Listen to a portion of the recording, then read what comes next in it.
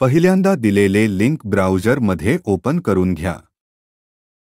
त्यानंतर इथे user name आणि पासवर्ड टाकून घ्या आणि लॉगिन बटन वर क्लिक करा. आता इथे प्री एक्झाम टॅबमध्ये जाऊन कंटिन्यू बटन वर क्लिक करा. त्यानंतर प्रो राटा टॅबमध्ये जावा. इथून आपण प्रो राटा फी पे करू शकतो. त्यासाठी आधी अकॅडमिक इन्स्टन्स सिलेक्ट करा. त्यानंतर अकॅडमिक प्रोग्राम सिलेक्ट करा.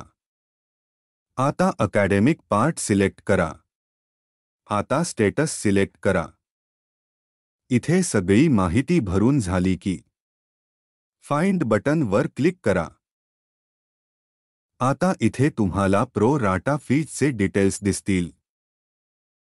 फी पे करण्यासाठी आधी ॲड टू बॅच बटन वर क्लिक करा.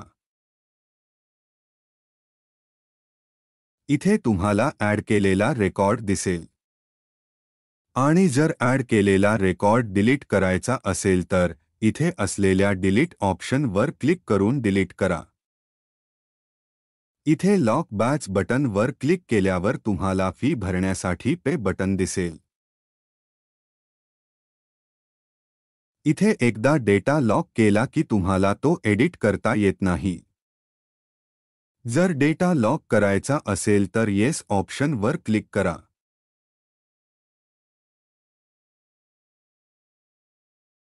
आता इथे तुम्हाला पे बटन दिसेल.